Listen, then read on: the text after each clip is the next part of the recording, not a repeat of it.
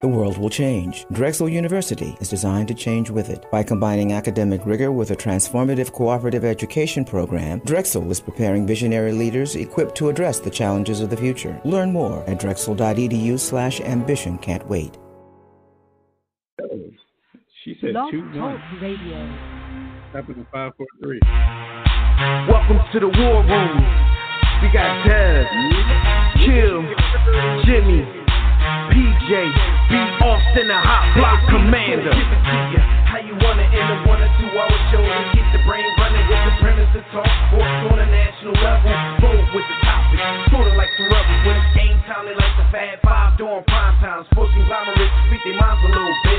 For sports medicine and sports veterans and greats. The 4 for 26 saw the war in Kuwait. It's the War Room with 5 nights at the round table. 5 Philly guys diversified and educated.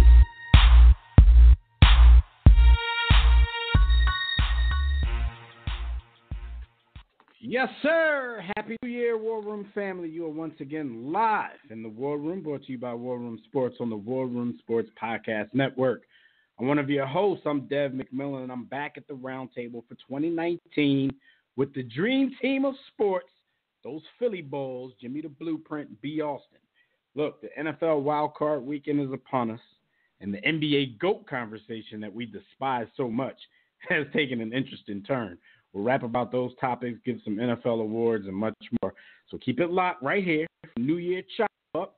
And if you want to get on the conversation yourself, make sure you join us right now in the JW Philly Realty chat room at blogtalkradio.com/The War Room. Or you can join us on Facebook or Twitter at War Room Sports. You can also call us directly in about 10 minutes after we gamble with Gus. And shout out to Gus for his miraculous comeback again this season. After we talk to him, we're going to open up the Digital Extreme Tech hotline. That number is 323-410-0012. But before we get started, as we always do, make sure that during the week when we're not live on the air, make sure you check out archive episodes of our show at warroomsports.com, the War Room Sports mobile app, iTunes, TuneIn, Stitcher, Spreaker, Google, YouTube, man, wherever you listen to podcasts, check us out. We're probably there. Salute, Generals. Happy New Year to you, brothers. What's going on? Live and direct. Yeah. What's goody? I gotta open up that chat room. I'm telling people to be in it, and it ain't even open yet. Yeah. But what's going on, man? What's going on for 2019? Just man, just being the greatest. You know what I'm saying? I apologize to Boris Diaw, man, because I've been disrespecting dude for 10 years, and it's all Doc Bay's fault, man. Like, what the hell are they talking about Boris Diaw for? Yo, 2019 has gotten off to a fast start, man. My man, Mean Gene Okerlund is dead. Super Dave Osborne is dead. Somebody else got murked by the 19. It's like 2017 was getting everybody out of here. It kind of laid back a little bit in 18, but right back in 19, you know what I mean? They sending everybody to meet on the show. 17 or was it 16? That was murky. I thought it was 17. It was 17? Okay. 17. I thought it was 17. Everybody went to meet Uncle Charles, and then 18 late and chill a little bit, and now 19 everybody back at it.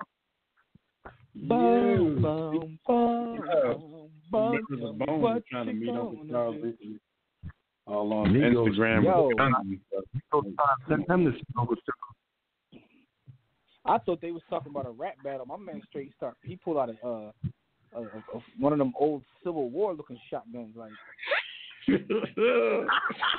I'm like, yo, what this guy do a rap battle though?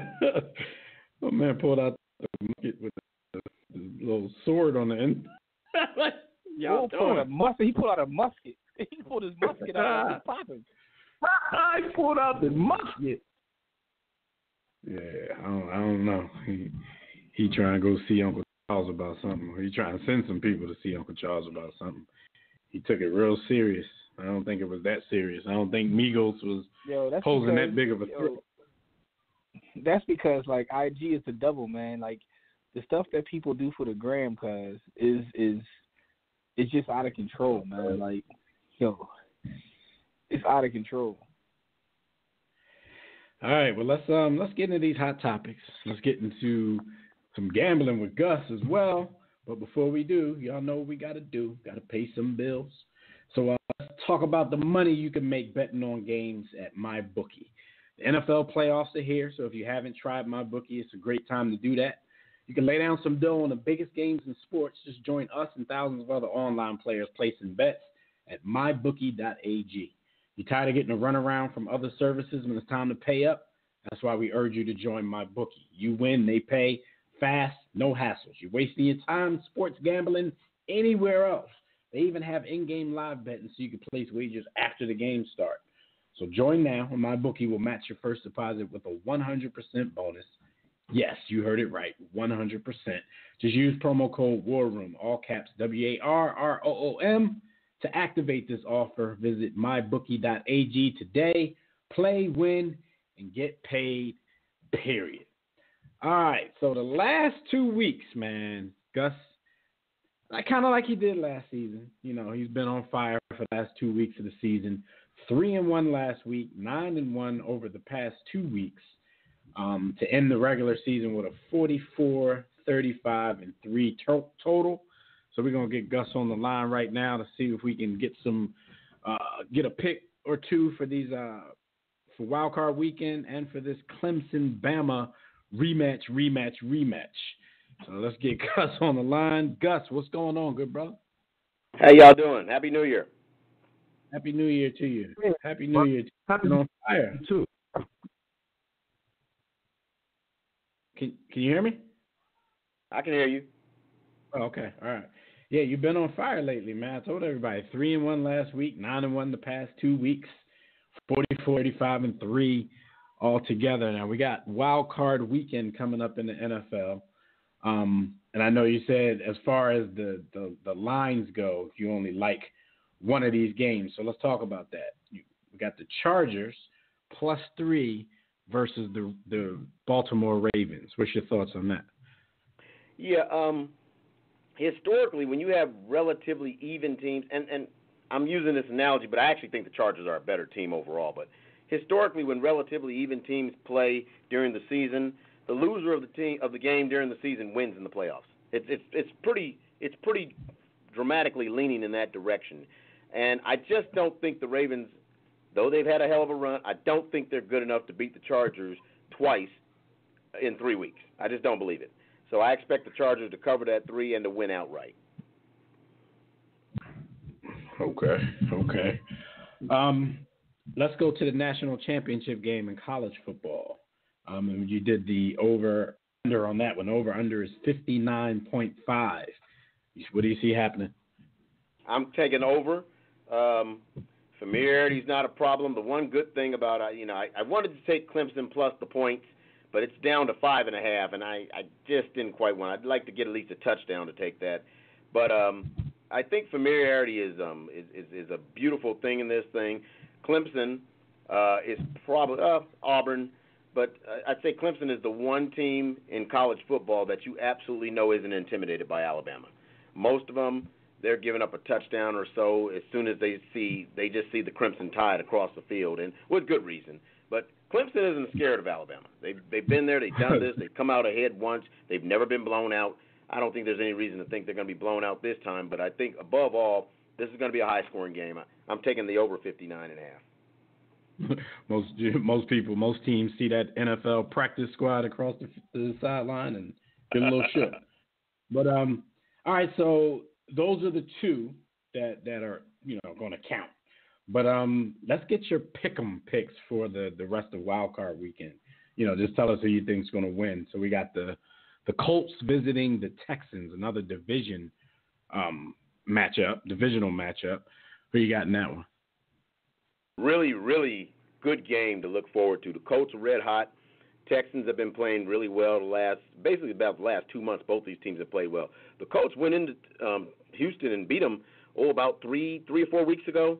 I sort of feel the same way about that as I do the San Diego and Ravens game. I just don't see them going to Houston and winning twice in a month. They're not significantly better than the Texans. I think the Texans are actually a slightly better team. So I'm taking the Texans to win the game. The line is only 1 point, so even Vegas isn't quite sure about this, but I'm taking the Texans to win. All right, and then you got the Seahawks at the Cowboys. These teams played in the regular season as well. Seattle winning, but that was a home game. What do you see this weekend? Seattle win, or did Dallas win that regular season? I thought Dallas won it. I thought Seattle won like 24-10 or something like that. Over Dallas. I'll go back and check that one. This is sort of similar. They're both relatively even. I think, if anything, I'd go with Dallas. The line is 1.5. I'm going with Dallas to win the game, and I was hedging on taking the under 43, but I just don't want to do that. These are very similar teams, mostly defense. You don't have great downfield passing games on either side, and you have good defenses. So it may be an under game, but I just couldn't pull the trigger. I'm taking Dallas to win. Okay. Yeah, it was September 23rd, 24-13, not 10. Seattle won that one. Seattle won. Okay. Well, that falls right in the line with that other thing I said earlier about teams that play. So good. I thought I read where Dallas. I was looking at the research. I thought I read Dallas won, but I misread it. Damn it! So that makes me mad on this next matchup. Like, the Bears beat the Eagles during the season, then we could have, we could have been a part of this theory. But we're gonna go defending champion Philadelphia Eagles. And I have to emphasize that, and I will emphasize that throughout the rest of this episode because it might be the last time I get to say that. So the defending champion Philadelphia Eagles are going to visit the Chicago Bears in frigid Soldier Field. Yeah, that's a tough one. I'd like to see if the last time a defending champion got back to the playoffs and was a 6-point underdog. That's pretty big.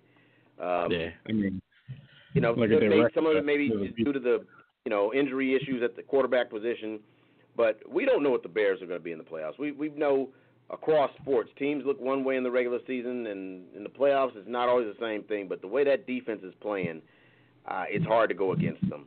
Right. I think the Bears win the game.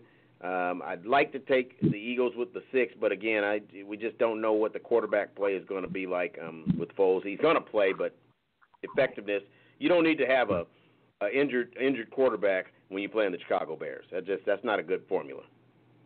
Right, because he's going to get hit. So if there's anything there that's be rattled, it's going to get rattled. It's going to get loosened even more. All right, so that's Gus's picks for the week. We'll see how everything plays out, and we will talk to you next week. Look out sometime this weekend, people. You said your next piece is going to be on basically Black Monday, all the coaches that got fired and black head coaches in the NFL. That, but also just thought of, I'm going to expand. I'm going to do a little piece on them. It's going to include that, but it's going to be an ode to Ozzie Newsome, who I think has been the most underappreciated GM across sports over the better part of the last 20 years. Okay. Oh, and I'll be out of town next week. I'll be out of the country next week. Okay. So, just hit me online and we'll get some picks in that way. Gus going to bury that treasure. Look, I had a winning record. I don't need to hide anymore, man. I know. Burying his treasure. All the money he won in the last 2 weeks, he gotta go hide that somewhere out of the country. Especially while Trump is reigning. All right, but yeah, I guess so. We won't talk to you next week, but I guess we'll hear from you. We'll do the picks next week. All right, so safe travels. For 100th-year anniversary of the first slave ships to come to the United States, and we're going to Ghana, and they have a big celebration there, a study abroad program. So really looking forward to it. Salute. Cool. Safe travel. Salute to you. So we'll talk to you the week after then. All right. Gus Griffin, everybody, on his way to the motherland with tickets, first-class tickets that he bought off his last 2 weeks of sports gambling. But shout out to him. We got some people over there too, man. Shout out to the homie Al Tariq. I think he and his family are in Ghana right now. I don't know if they're staying that long to do the same thing that Gus is going over there for, but shout out to everybody getting back to the motherland, man. I got to get to the land sometime soon myself. You got to do it. Quick MLB story. Jimmy, what are your thoughts on the Yankees signing Troy Tulowitzki to a league minimum deal, 1 year, $555,000. This keeps them in play for Manny Machado, which the Yankees are always in play because they have as much money as, it's limitless. So it's not like had they paid this dude a grip of money, it would have done anything to their chances to find Manny Machado. But to get a player the caliber, even though he's 34 now and he's been kind of plagued by injury, to get a player that caliber for the league minimum and you still, that's a pretty good pickup in my opinion. What do you think? Yeah, but him taking that salary, at least to me, it shows me a lot that I don't know if he'll ever get back to form. And I know that the White Sox are going after Manny Machado too, and they actually made a formal offer already. So must be nice to be Manny. Must be nice to be Manny Machado. If he want money, you know where you got Yankees offering half of the franchise. But must be nice to be Manny Machado in 2019. No, this made me think about what you said when the Phillies picked up McCutchen. And you were like, yo, this would have been a banging move 10 years ago. but like I said, because the thing is, Tulowitzki has always, and it's never been a secret, expressed the fact that he wanted to join the Yankees. I think Derek Jeter was one of his idols. So he's always wanted to be a Yankee. So the fact that he did sign for the league minimum, in addition to the injuries and stuff like that, it probably had a lot to do with that because even an injured Tulowitzki can get more than the league minimum on the open market. So this is the Yankees getting another steal, in my opinion, and it's 1 year deal. Crazy, if it doesn't work out, you can't live you can, in New York. In New York, he poor. Yeah, right. He getting 1 year, he got to live off all the money he made throughout his career because this is just pocket change. He's just going to pay his taxes. After he pays taxes and pay his agent. Yeah, that's just his grocery money for the year in New York. That's for Whole Food deliveries and stuff like that. So shout out to Tulo. Finally got his shot to play where he's been wanting to play his whole career. All right. As we talked about for a minute with Gus, the College Football National Championship is this coming Monday. For the third time in 4 years, it'll be Clemson versus Alabama. Any of you guys, any chance that Clemson takes down Alabama? Man, I gotta let my man Tobias tell it.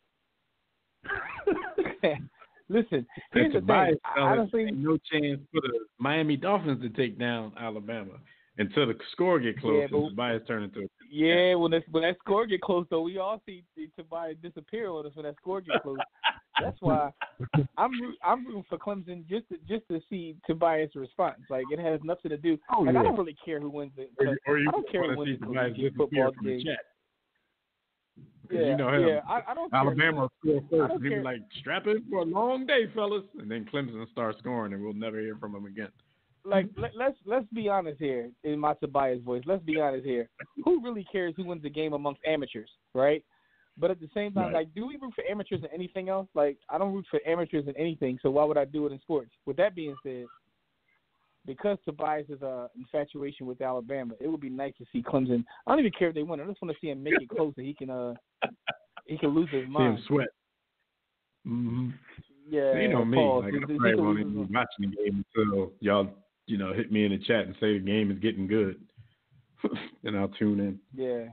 But it's hard to root for college, including basketball and football, because the idea of you can just go out and recruit, and if somebody wants to come there, they can come there.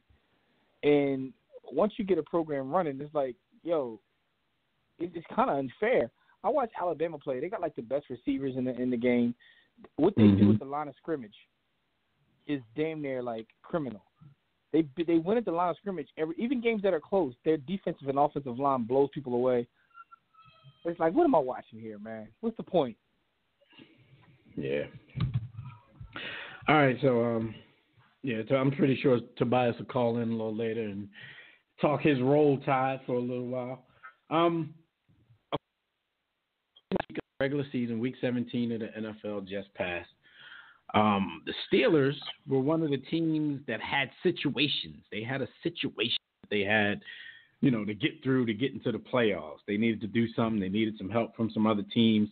So on a weekend where they're fighting for their lives, Antonio Brown, he was scratched from the active roster.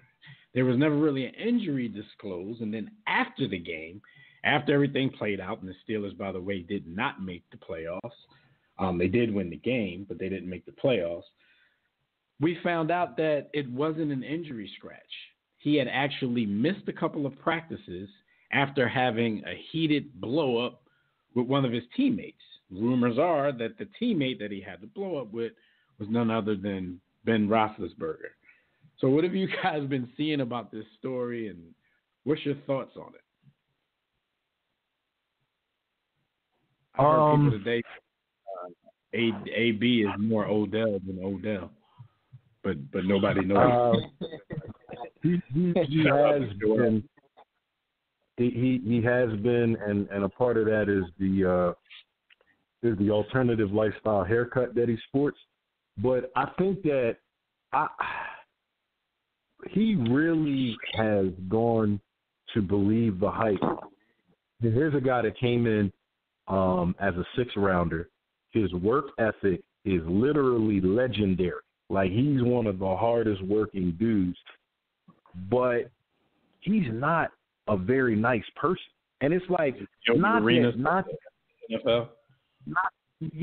that NFL players are nice people or athletes are nice people, but he doesn't even bother to give us the facade. He's almost a caricature of himself as the true definition of diva receiver. Like somebody said, he's more Odell Beckham than Odell Beckham.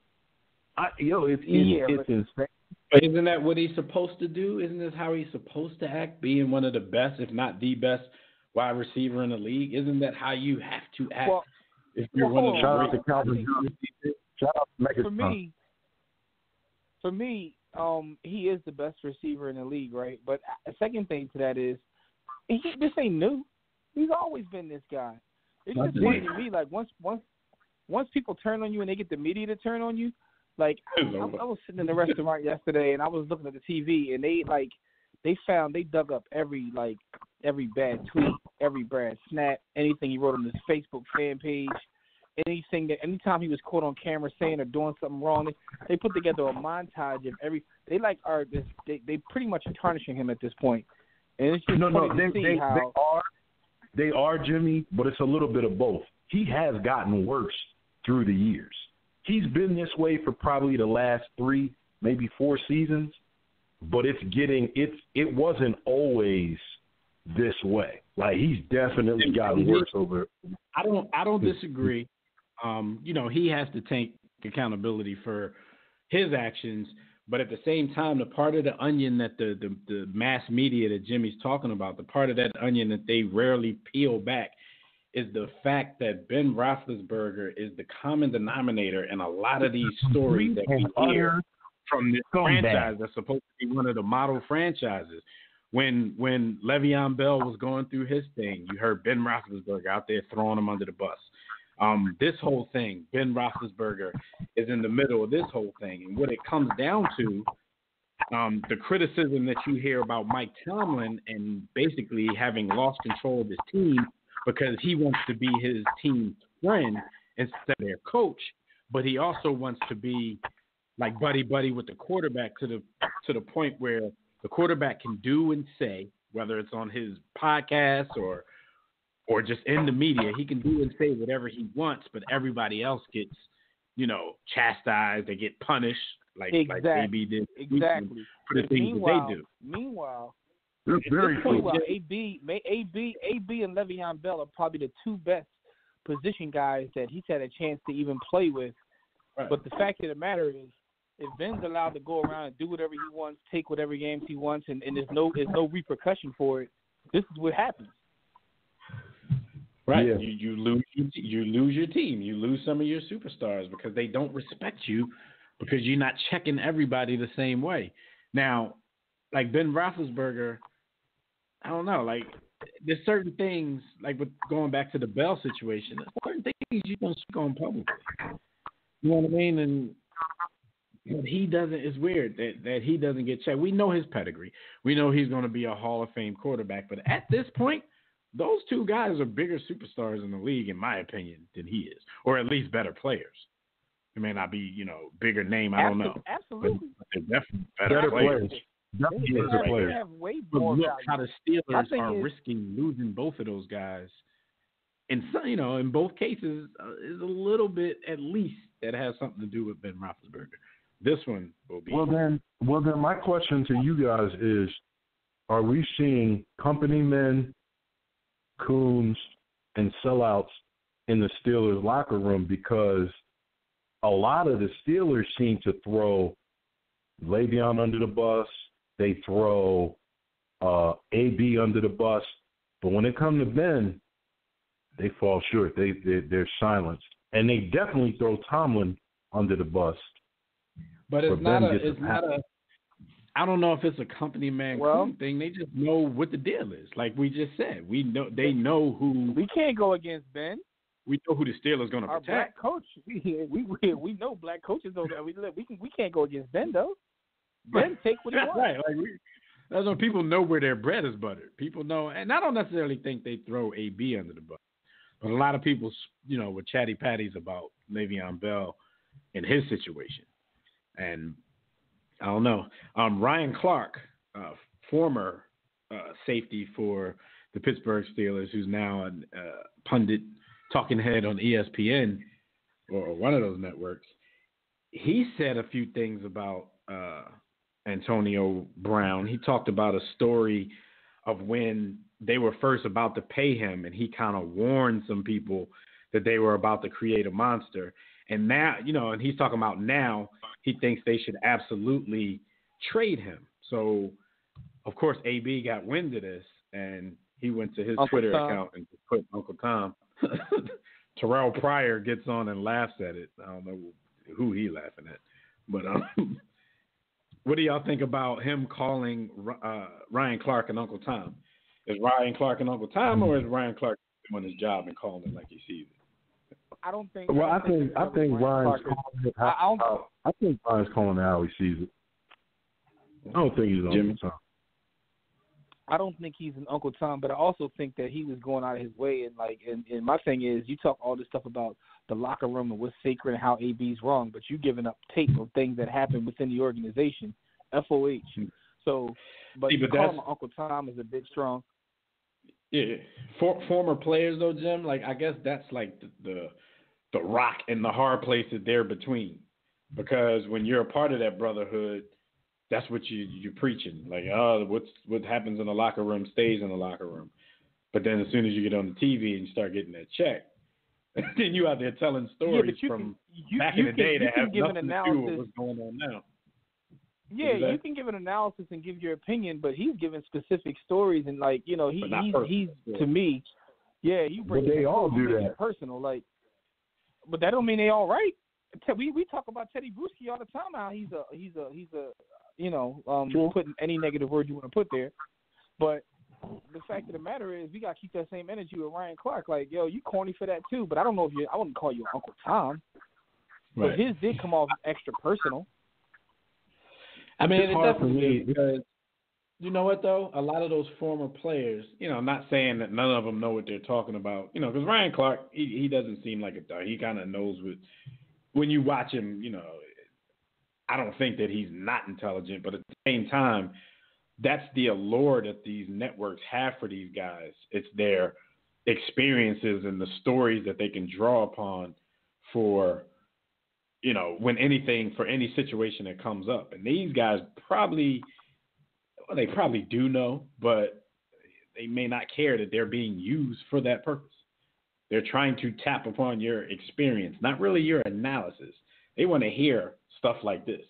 Like that probably made the executives over at the network smile, more than Ryan Clark breaking down the cover 2 defense. So he being used, but I wouldn't call him an Uncle Tom either. I think Jimmy, what'd you say? You said that was some McNabb T.O. stuff? Yeah, that was black on black crime right there. Like, I mean, to me, it's corny, but at the same time, I wouldn't call him Uncle Tom because that word has a lot of connotations that go with it. That I wouldn't call him that, but at the same time, I understand why AB can be upset about it. Because he made it personal. Right. All right, he did, and I think Ryan Clark does have a bit of a personal. Well, we know he has a bit of a personal thing against AB from his time when he was in Pittsburgh. So it was a little bit of an extra. Probably because he played safety and AB torched his dumbass. He cooked the shot. Yo. All right. So we know this past Monday was what they call Black Monday in the NFL. This is the day every year when a lot of coaches get fired. And this year, it actually lived up to its nickname a little more than in years past. Because most of the coaches who were fired or quote unquote stepped down, shout out to Marvin Lewis who gets to do whatever the hell he wants. Most of these coaches were black. Let me throw some names out to you guys. Of course, we know Hugh Jackson was fired mid-season. Todd Bowles from the Jets was fired after 3 straight last-place finishes in the AFC East. Denver Broncos coach Vance Joseph. He was 5-11 last year, 6-10 this year. He got the axe after 2 years. Marvin Lewis, after 16 years, a record of 131, 122, and 3. One of those 3 is the game where Donovan McNabb didn't know there were ties in the NFL. Shout out to him. Marvin, his story actually, because we know for 16 years, Marvin Lewis has never been a terrible coach, but at the same time, they've had a lot of regular season success under him, and they've never won a playoff game. So at some point, the organization has to long for more. But they're still saying now that it was his decision to step down. So if Hugh Jackson gets this job, then we know Marvin Lewis has like 62% ownership in the Cincinnati Bengals. Steve Wilks from the Cardinals, in a firing which I think is the most egregious, after 1 year, 3-13 record. My question is this. You bring him in, you sign Bradford, who we know is not going to make it through the season. You get him a rookie quarterback who ended up getting injured as well. You give him a mediocre roster. He has one of the better running backs, all-around running backs in the league, who was coming off of a debilitating injury. So, you knew he wasn't going to be 100% this season, and David Johnson. And, you got Patrick Peterson on the other side, who midway through the season was wanting out himself. But you give this man a cupboard full of ramen noodles and you expect him to make a gourmet meal out of it in one season. That's what I don't appreciate about, some of these other ones. I think the patience were low on these firings, but this one to me was, man. 1 year, the Cardinals, what did they expect anybody to do in 1 year with the Cardinals? And after that, of course, we had the midseason firing of Mike McCarthy, and we had Dirk Cutter getting fired in Tampa after 3 years and 2 straight last-place finishes. So 1, 2, 3, 4, 5 of the 7 coaches that lost their jobs this year they were black. Did the teams, with the lack of patience, did they just basically spit in the face of the Rooney Rule this year? Was it like, I'm going to hire one, let him go, let him bang a year or 2, and then he out of here? Don't ever say we didn't do anything. The Cardinals hit us with the America move, right? So you elect a Barack, but that way you don't got to deal with us ever again. And so that was kind of the Cardinals. Like, they hired one, they fired one, that's it. It's a wrap. Yeah. It's kind of crazy when you see all those go down in the same day. You're like, damn, we just get an opportunity. But right. Man, and they all got tough out there. It's tough out there.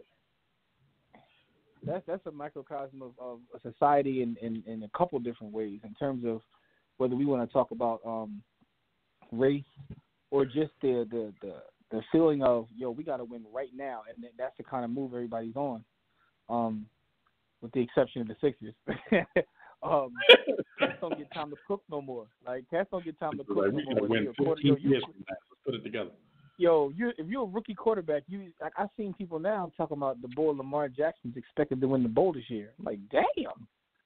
Like, really? My man didn't start playing football till week 11. But, you know, I saw a stat on him today, Jim, that you bring him up. This is not even our stat of the week. But I saw a stat that said this season he attempted more rushes in a single season than any quarterback in the history of football. But he only played since week 11. I mean, he got in the game. True. I don't know. Played stuff, a few times earlier in the year. But damn. Yeah, I don't know if that's true, but if it is, that's crazy. Because the funny thing is, right, so I haven't watched the Ravens game. I'm still on my boycott. I haven't watched the Ravens game. But as I was watching ESPN the other day, they had like a highlight reel of him, and talking about going into the playoffs. And, highlight reels make anybody look fire. But they showed, like, I guess they probably showed every pass he threw. But I was like, yo, this young boy look like he looked like Randall out here. Like, yo, he had a Nick Van Exel effect. They had the highlight reel, and you like, yo, this dude is the GOAT. He showed them every completion of his season. They showed every completion. They showed all his good passes. They probably threw a bunch of trash out there, but ESPN put together a highlight reel that make that boy look like Randall's son. But Lamar, I keep it funky. He does have a lot of talent, but he suffers from a syndrome that a lot of us suffer from when we get to the NFL. And I blame the way we're brought up at the position. When he throws the ball downfield, he does have a strong arm, but he doesn't know where it's going. But would that be my point of bringing him up? He's not dead shot. We're talking about the coach. Shout out to suicide. We're talking about the coaches. And thing with the coaches is like it's the race thing too, because we've been fighting for years to get in positions of management, which is what an NFL head coach is. You're basically a manager. You're managing a business more or less because you're in control of all the other coaches in the organization. So we've been fighting for years to get in that position, and to see so many go down in one time is kind of crazy. But it also goes to the current culture of, you got to win right now. Like, when Marvin Lewis loses his job, it's something going on, dog. Like, because Marvin Lewis been there forever. Like, I remember asked him into like some super executive position or some ownership position. He had to finesse him out the door because he obviously had something on the owner where the owner couldn't really get him up out of there the way he wanted to. So he probably took a nice payoff. And it's crazy, man. Like, pretty soon, the whole NFL going to be from Andy Reid's football tree. Shout out to Matt Nagy, Andy Reid guy, Peterson. All right, so let's take a couple of minutes, B. We're going to give out our NFL awards, and we're just going to briefly pick these games coming up this weekend. We got to get into, right after that, we're going to get into a stat of the week that I got to hear from Jimmy about. Absolutely. So NFL awards, you want to go first or you want me to go first? How you want to do this? The People's Champs will take the lead. Coach of the Year, Matt Nagy. Boom. Comeback Player of the Year, Andrew Luck. Shout out to J.J. Watt. Defensive Rookie of the Year, Darius Leonard was on every defensive play for the Colts, including kickoffs, punt. Yo, he made every tackle, every play he made. Shout out to Derwin James for the Pro Bowl. Yeah, it was crazy. I didn't understand that. Like, Darius Leonard is Rookie of the Year, and the NFL ought to be ashamed of themselves. They do get to JoJo. We'll get to that later. Derwin James, shout out to him. Amazing, amazing season as well. Offensive Rookie of the Year, Saquon Barkley. Shout out to Lamar Jackson. We all know who should and probably will win it, but I'm boycotting him because he was a part of a black coach getting fired. Defensive Player of the Year. Yo, shout out to Eddie Jackson. Ed Reed is back in the league, or that's Ed Reed's son. But the Defensive Player of the Year is Aaron Donald, without a question. Offensive Player of the Year, Kermit the Frog. That's Mahomes. For those of you who don't listen up. MVP Drew Brees, and then we'll get into the game. All right, here's that JoJo for the NFL.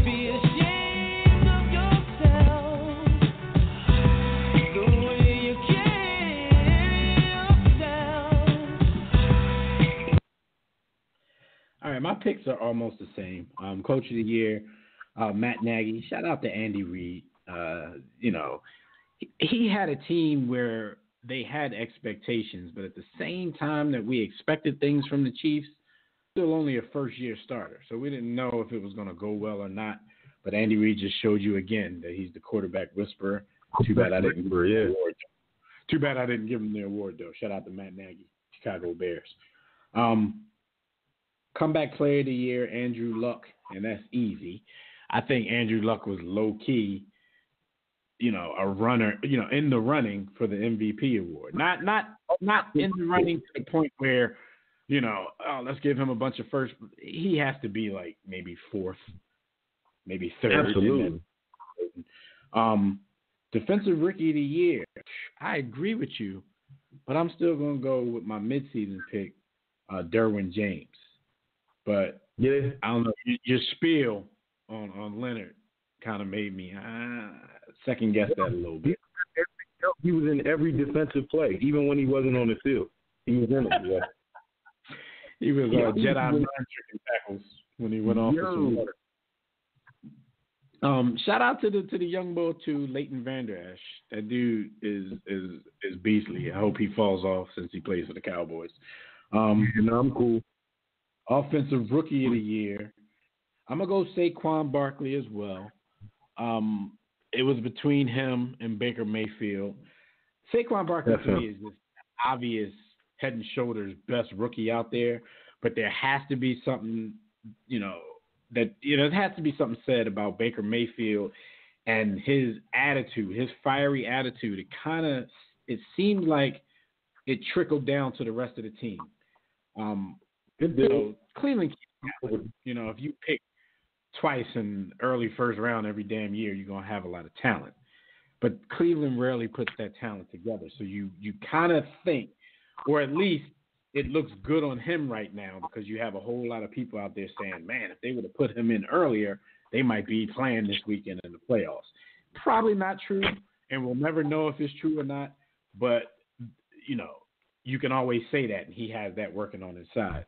But I think, what he gives to the game as far as his attitude, I think it actually rubbed off on his teammates, and they played with a little more confidence and a little more fire after he got in the game. I don't like his antics surrounding Hugh Jackson. I don't even understand why he's mad at a dude for going to a division rival after he got fired. Once you fire me, come on, all bets are off. I'm going to go to your mom's house if you'll hire me after you fire me. Right. I don't understand that. But I'm still I'm going to go with Saquon Barkley, man. The dude was an absolute beast this season.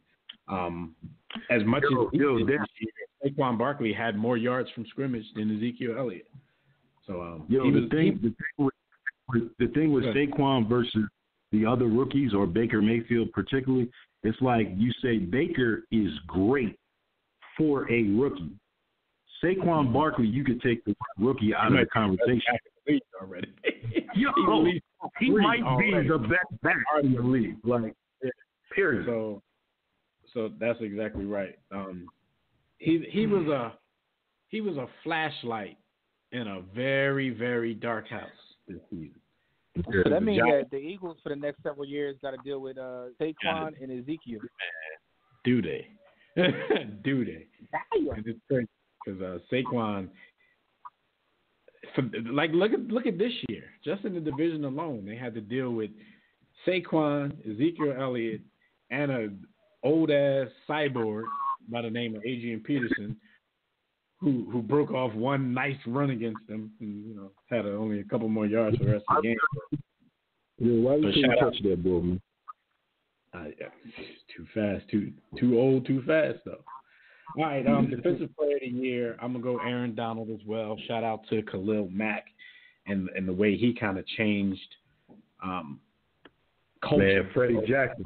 Even though Chicago's culture has always been and will always be about defense, so they had the talent, but he came over there and it seemed like he just showed those dudes the way, and they out there dominating people now. But Aaron Donald, man, I thought Warren Sapp was a beast from the inside as far as the passer goes. Yes. Dude here, come on, man. You're not supposed to get that many. I've never seen nothing like that. And he's not really that big, Paul. Yeah, he's special. Offensive player of the year. I'm gonna go the way they do it in the NFL and kind of make this my 9-quarterback offensive pick. And I'm gonna go with Todd Gurley. Ezekiel Elliott outrushed him. Ezekiel Elliott had more receptions than Todd Gurley this year, which is a surprise. However, in the category I think that counts the most, touchdowns, Todd Gurley left him in the dust. Like, the point of the game is to score points and get more points than the other team. This dude rushed for 17 touchdowns and caught 4 touchdowns. Todd Gurley. And the MVP, I'm giving that to Kermit D. Patrick Mahomes Frog.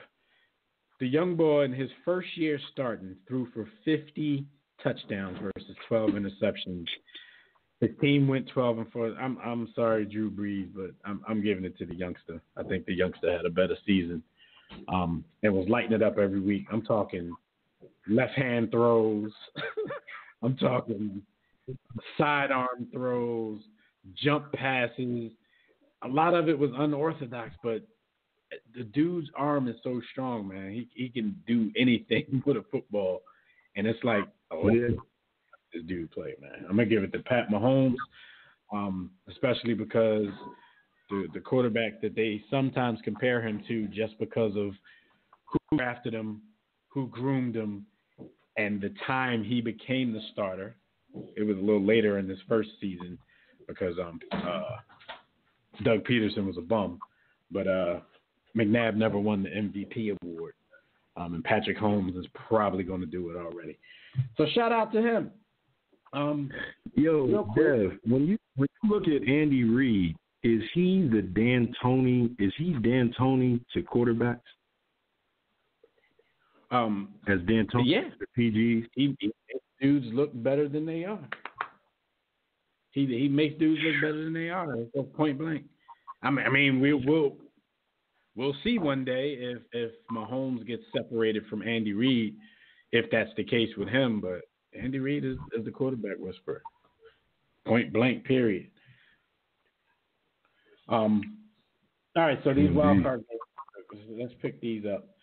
The first game on Saturday is the Colts versus the Texans, division rivals. Who you got in this one? Colts. Lady Luck is running with them. Man, I think my theme of this whole weekend is who I think's going to win versus who I want to win. Because in maybe none of these situations, those two things match.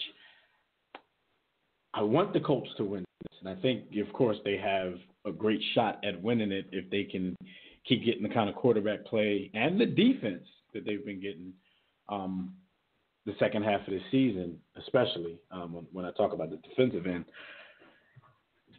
But I think the Houston Texans, I think they're going to take this one at home and advance.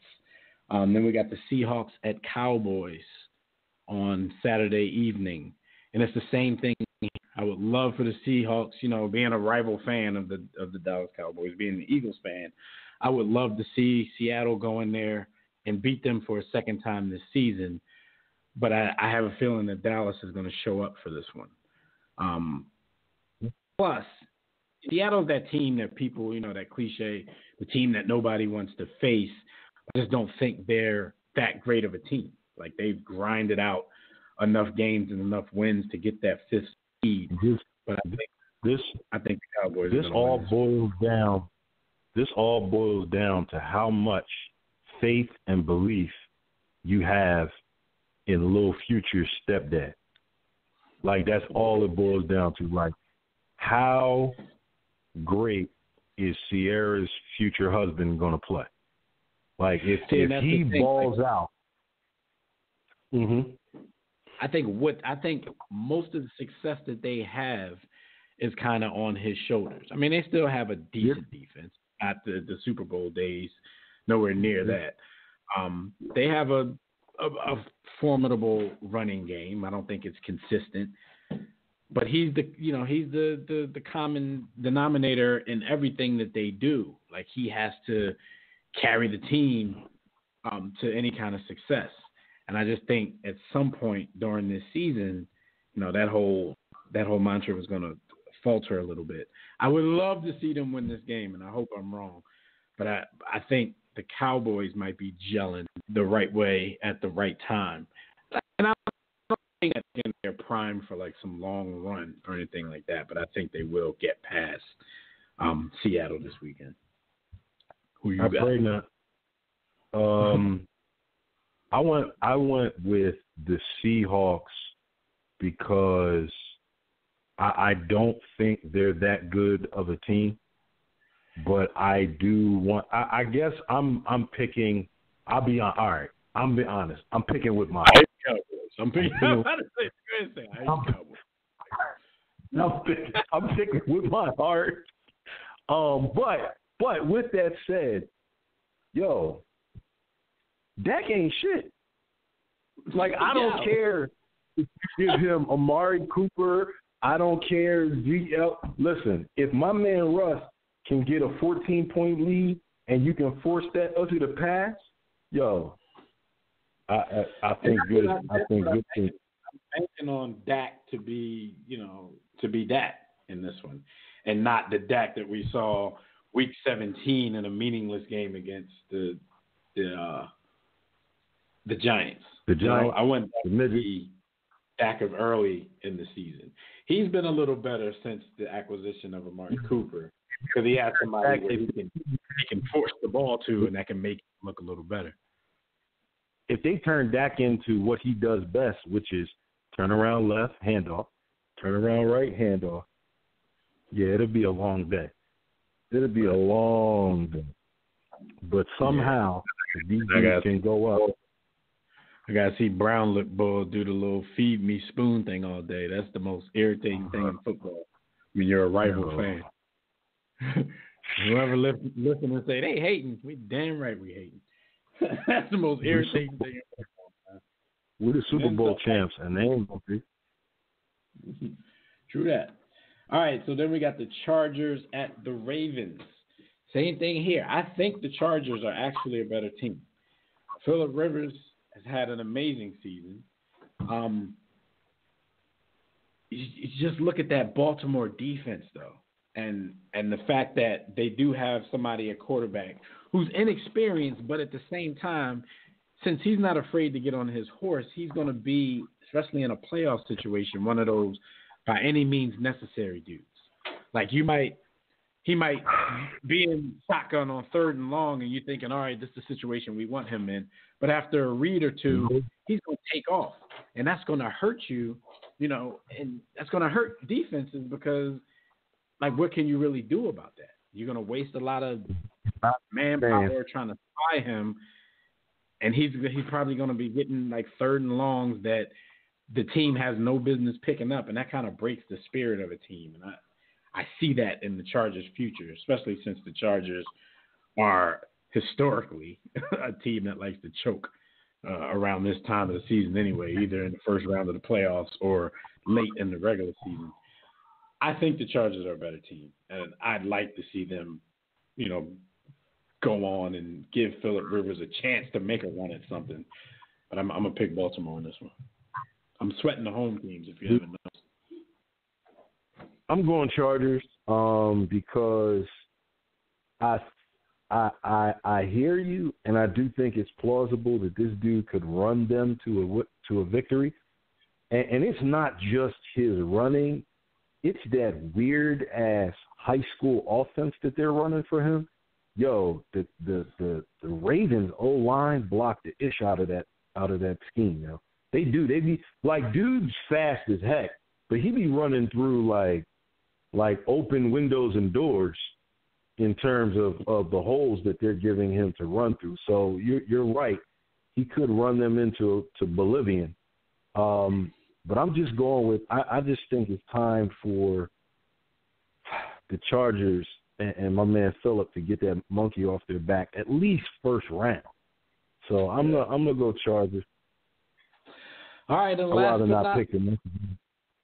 but not least, we have the defending Super Bowl champion. Hopefully, I get to say that next week. Going to Soldier Field in Chicago for a matchup with the Chicago Bears, the NFC North winning Chicago Bears in that defense. I think they're 3 overall, number 1 against the run and maybe like number 7 against the pass or something like that. Nick Foles and the Eagles offense have their work cut out for them. On the defensive side of the ball, the Eagles, their front four has been getting that pass rush as of late that we were used to seeing from last year's team. That, in my opinion, of course, I mean, it helps with anybody, but watching Mitchell Trubisky a lot this season, I know you guys remember early in the season, I wasn't really a believer in him, and then he showed some sparks, showed some flashes, and then, he broke out a couple of times. I still think if you can get him off his spot early, because he is one of those guys, he's athletic enough to extend plays or get yards with his feet. But a lot of times that's when the coverage is good and he gets to sit back there and do some things. If you can get him off his spot early, he becomes a little bit erratic. So we're going to need an early pressure on Mitchell Trubisky for the Eagles to have any shot in shutting down this offense, because the Eagles offense is going to be having some tough sledding against Bears defense led by Khalil Mack. The fact that Cole left last week being injured, like I said a little bit earlier, that doesn't bode well for them because he's probably going to get touched this game. That's a given. So already hurting. Might be a Nick Sudfeld sighting at Soldier Field. But I hope the fog doesn't roll in like it did on Randall and the boys. At least give us a fair shot at it. I think this is going to be a close game. I think it's going to be a 2-point game either way. I'm going to pick the Bears. It hurts me. I'm going to pick the Bears. But I'm looking for some field magic. Yo, not this time for Napoleon Dynamite, man. You abstaining? No. I definitely don't want to pick the game, but Khalil Mack is going to come and sit on Nick Foles' head about 5 times this game. We'll see. And Freddie, and we don't talk about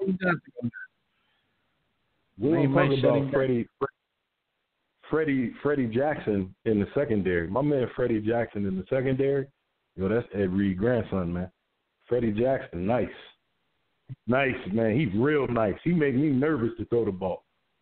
Like Nick Foles puts a lot of air under the ball, and dude makes it from the center of the field to outside the hashes in 2 strides. Like, he's a problem. So I'm shook. Yeah, I got the Bears. I'm picking the Bears. That's the thing. I think we could do something with their offense. But, are we going to be able to score is the question. We shall see. All right. Where you at, Jimmy? Stat of the week, man. Let's go to this stat of the week, and this is NBA related. Y'all man James Harden. We know we've had a lot of conversation about him lately. Jimmy and I, off air, has had a lot of conversation about James Harden lately. We know that he's one of the leaders in the league. He's the leader in the league, and his treks to the foul line. I think it's between he and Joel Embiid for the actual lead in attempts, but he's definitely the leader and made free throws this season. A lot of times he gets to the line. We talk about it all the time. it's because he's either studied the referees or he studied his opponent to the point where he knows if he does one little subtle thing in his move that this person is going to touch him on the arm or do something that's going to make the referees blow the whistle. Now, the other day, James Harden had a 43-point game. And in this 43-point game against the Grizzlies, he made 8 field goals. He scored 43 points off 8 made shots. Hold up, Jim, before you come in, let me tell y'all this. First of all, nobody in the history of the league has ever scored 40 points with that few makes. But, of course, the closest one to accomplish the feat was James Harden. He scored 44, 43, 41, and 41 points, respectively, on 10 made shots. He scored 40, 45, 43, 41, and 41 points, respectively, on 11 made shots. And then he set his own record the other night by scoring 43 points on 8 shots. So this is something he does all the time. So basically he's done it 10, 11 times, between 8 and 11 shots. What's your thoughts on this, Jimmy? Is it going too far? Listen, man, the ball is embarrassing to La Cosa Nostra, man. I'm going to tell you why, man. I've seen guys get to the line. Like, I've seen Bubba Chuck play. Dominique Wilkins was good at getting to the foul line. You know what I'm saying? But no one has done it this way, where you're flopping on offense, you're flopping on defense, you're flopping on the bench. Yo, there was a little video I pulled that the coach was tapping him on the shoulder on the bench, and he flopped in too. I'm like, dog, something is really wrong with this boy. So he's programmed himself. Anybody touch you, he just flinches. Anybody touch me, I'm just flopping. You know what I mean? He probably did that when chick trying to get me. But listen though, my thing is, he's just completely out of pocket. But on the other hand, can I knock him because he's figured it out? It's like they have to adjust to him. These refs are embarrassing. He's figured out the cheat code. He's cheating, but it's not cheating. It's it was the first dude that played double dribble and figured out the corner 3. I can't be mad at him, but something got to give, yo. Yeah, and that night against the Grizzlies, he was 21 of 27 from the free throw line. He took 27. He started the game off. He's averaging something stupid 12 points from the foul line every game. No wonder you lead the league in scoring. You're starting off with 12 points. Yo, it's easy. He doesn't have to do as much to get those buckets. I'm gonna draw a parallel, and Jimmy, you probably aren't gonna be able to relate, but I know my brother Dev is watching a little bit more football, and the one thing that bothers the hell out of me with my newfound almost favorite sport is the flopping, and I can tell you unequivocally that James Harden is a soccer player. He has to. He plays soccer at some point. Soccer flopping is probably one of the things I like about soccer. I go on YouTube and look up soccer flopping videos because they be hilarious. Yo, he flops. Yo, he is a soccer player. Yo, he flops incessant. Yo, it's disgusting. And I hear you guys, and I'm leaning towards don't hate the player, hate the game. It is the refs are 80% culpable, but 20% of that is with him. He don't got to play like that. You don't got to be how can he be that talented and that nice, and he's making me not like him? Pause. But he's making me dislike him from the way he plays. Who flops on offense like that? But he's figured it out. It looks soft, it looks crazy. At the same time, you have to give him props for being smart. Even though I don't necessarily think his game is smart. If you look every time, he just, he pounds the ball between his legs for 10 seconds and then makes a move. It's his brand of basketball is bad. It's also exciting, because he's also out there snatching ankles and stuff like that. It's not the most isolation ball was dead. Yo, but also But he'll Also, always hold bail up. himself out of those bad situations by flopping and getting a foul call. None of us have mentioned the fact that my man got his own step back where he steps back 4 times. He's allowed to do that too. We haven't talked about the fact that he's allowed to walk up a storm either. We didn't even bring that part up. Yeah, he has a lot of, he has a lot of things that give him the benefit over other players. Like until James Harden, it's kind of I've impossible never heard to people guard claim this whole. if you're gonna call that and not call I've never that. heard people with this what's this thing they say with Harden where you get to gather before you shoot or something stupid like that. I've never heard that until James Harden. I watched the 0 step. 0 step to gather. All the gather is what I'm talking about. Yo, Travis. I've never heard of the only gather I heard of before that was Hank gathers. Like this whole you get to gather before you that's ridiculous. Gather these nuts. So he's playing right, with his own set of rules, but man, he gotta chill. Yeah, so that's our stat of the week, man. 43 points on 8 made shots. What's more impressive, that or Clay getting 60 off 11 dribbles? Wrong with Clay, I don't know, man. dog. 60 off of them like that. Yo, that might be the illest thing ever. That's up there with some of Wilt's stats. that is one of the illest. Remember when we talk about it, it's like the illest thing 60, ever. It's also the most dependent thing ever. Like if you're playing with bums, that's just not think about this. I don't think Clay even had the ball in his hand 60 seconds and scored 60 points. He caught and shot most of that. It was catch and shoot all night. And when he do put it on, I know one dribble move. I know Clay is a great basketball player, but watching him do anything other than shoot, I'm like, yo, his athleticism is on too. But when you can shoot like that, you don't have to be able to. Everything plays off that. Clay's game reminds me of Doc Bay, just with a superior shot. Yo, I was thinking that. The same. I think they walk the same. Clay is a good defender, just like Doc Bay. Not that great of an athlete, just like Doc Bay. But Clay got him on the shooting. Clay is play like Del Curry. Yo, my man Del Curry was unathletic, couldn't do nothing, but he could do one thing, and that's shoot the rock. And he barely got off the ground. Del Curry. It was numbers. Yo, if you added up every jump that Del Curry made in the season, it wouldn't be 12 inches. He wouldn't get to the roof of the building.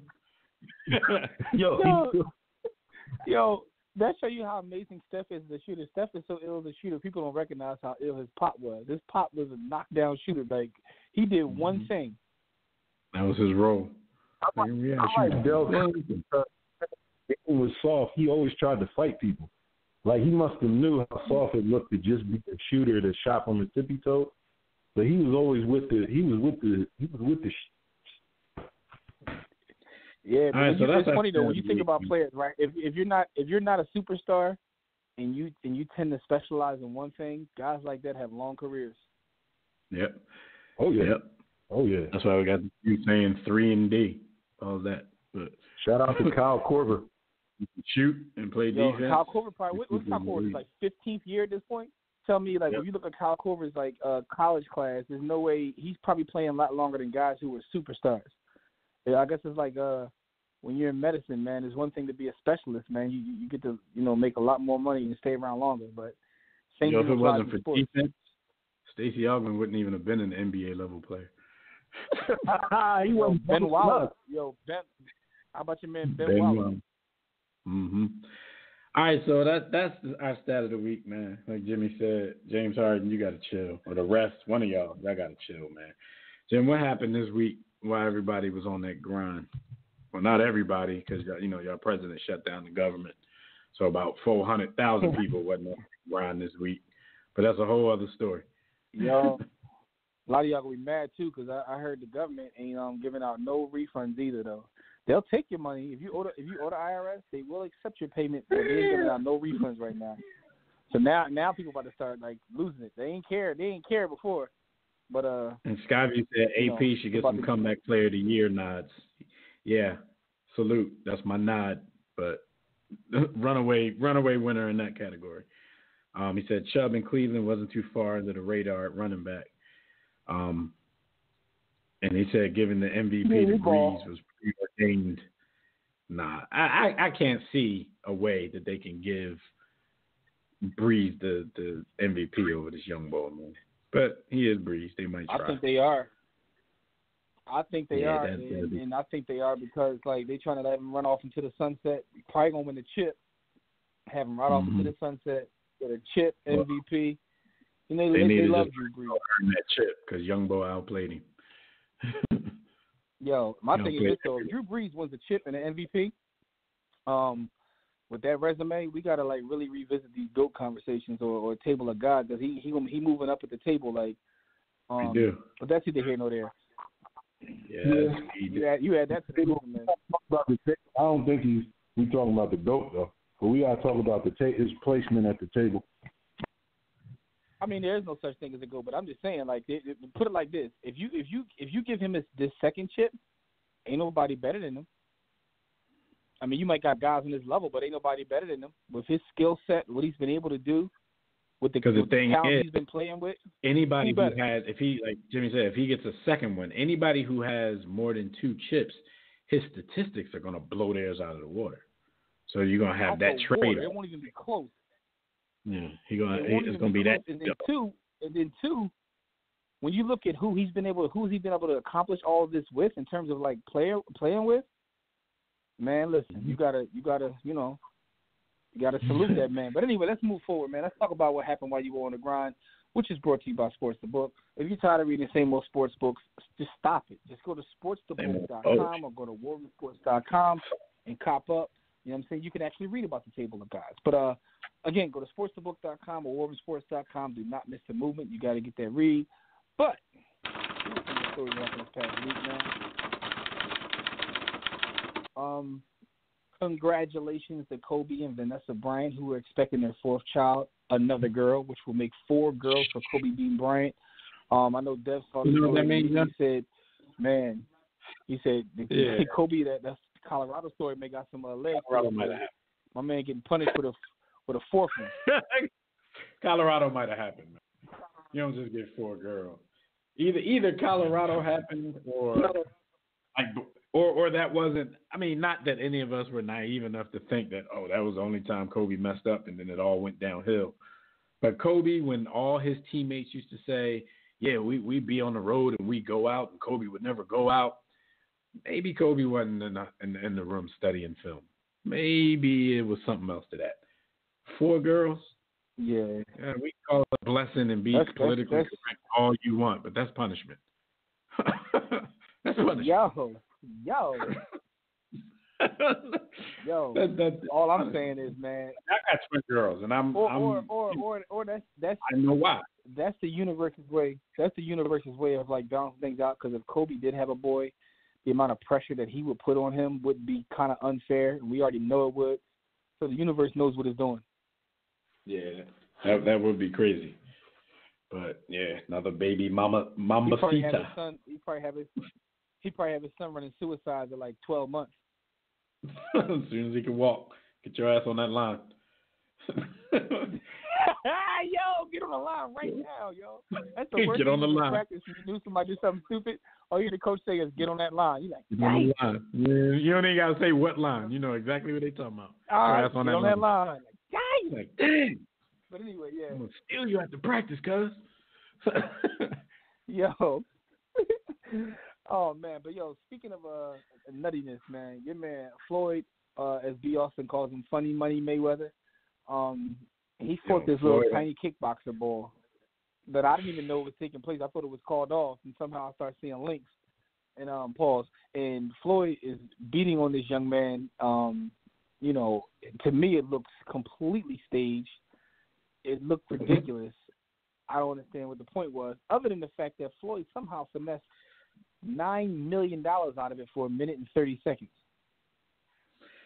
Yeah, that because there's a lot of articles coming out like today that are saying, man, that fight looked fake. And remember, we talked about that. The first time we saw the video, we kind of thought that, but I didn't say anything. Probably then I wasn't in the mood to get the Floyd contingent riled up. I ain't want no smoke. Floyd got a lot of bodyguards out in these internet streets. So I ain't want no smoke. Because either way, whatever anybody says, the main point of it is he finessed $9 million out of it. So kudos to him for that. But that little Japanese dude, first of all, Floyd usually fights at 147. He looked like he didn't even train for the fight. Like he was way over his fighting weight. He was on this walk around type joint. So Floyd might have went in that joint like 150 something. And the little kickboxing dude, fights at 122. So first of all, there was no weight restrictions for this particular bout. And we know from the reports earlier, it was originally called off because Floyd apparently didn't know that he was in a kickboxing match and not just a boxing match. Something silly like that. But these knockdowns, he got TKO'd. There were 3 knockdowns before his team threw in the towel. I swear, the articles that came out today, I agree 100% with him, man. It had to be staged because this Japanese dude looks like the worst actor I have ever seen in my life because the knockdowns look so actor. Like the knockdowns look better in Rocky, and that's saying a lot because them knockdowns used to look extra. Even when they was lifting Floyd's hand to call him the winner, Bo was still acting like he was hurt. Like he was. Yeah, he looked like he was crying. Zab Judah noodle legs. I'm like, yo, come on, cuz this is. Yo, if at this point, if you defend Floyd, you gotta get your honor snatched. I'm snatching your honor. No. All they gonna say is he made $9 million, though. But that might have been like that. His team probably needed some money to get into some tournaments. So let's get Floyd over here. Yo, here's my thing, man. I wonder, right? And let's be chatty patty here. If I put my chatty patty hat on for a second and talk about another man's money. Salute to him for finessing $9 million, but I always wonder like what kind of spending habits this man has because we see the flashiness and all that. But every time I read the Forbes magazine, they talk about like the richest athlete and the richest entertainer and whatever. Like Floyd's not mentioned. How do you make over like $500 million in a year and you still don't like?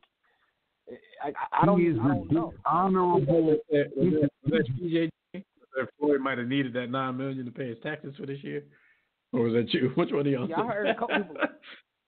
Yeah, you know, I heard a couple. I heard a couple like entertainers like clowning him, like, yeah, Floyd needed some more gambling money. Like, I wonder if he really does have a gambling problem that bad. Yeah, I mean, I know he has a silly spending problem. He buys silly stuff, but when you got that much money, people tend to do silly stuff. I'm pretty sure I would have a few silly purchases. Not on the same level. I mean, as him, no doubt. I'm not paying that much money he did for that ugly ass watch, but there'd be something stupid. Here's the thing, though. I'm gonna say we would all do something stupid because at the end of the day, like if you ain't gonna do nothing stupid, then you lying. But at the same time, though, like I'd be on my Michael Jackson. I try to buy like. It's also a matter of self-esteem because I be out there trying to buy people. I be trying to shut up. But I be straight buying politicians. Like I be like, y'all own that congressman. But literally, not just like him out there in his office making decisions. Like you would live in your backyard. Like no, like, you would actually live in a shed in your backyard. Like, I'll be playing a different game, but at the same time, though, you got to understand that a lot of the spending like that or whatever is a self-esteem thing, and I get it. You know what I mean? I get the psychology of it, but it's just interesting to me for him to be able to generate so much revenue, and never be mentioned in those same circles. Like because at this point, Floyd should be trying to do what Jordan did, level up and own a team where you can't go broke. I love boxing. Nowhere near as much as I love basketball. But it's like just as we calling James Harden for being dishonorable in the way that he flops and plays the game, Floyd is dishonorable, man. This is not an honorable thing that he is participating in. He's almost like Alpo the Rat. Some of y'all get that, some of y'all don't. But here's the problem with it though, B. Austin. The difference is Floyd is in a dishonorable sport. When you think about boxing and its history, even some of the decisions that we've seen just this past year, boxing itself is dishonorable. Like boxing is we want to be honest, but it's a dirty game. Like it's a dirty sport. The whole thing is about being able to put together exhibitions to bring people in and make money. Like the whole thing is really it's a sweet science as we call it, but it's a dirty game, man. It's very dirty. All right, what else happened, man? Shout out to Floyd for his $9 million. Yeah. Hashtag Chatty Patty.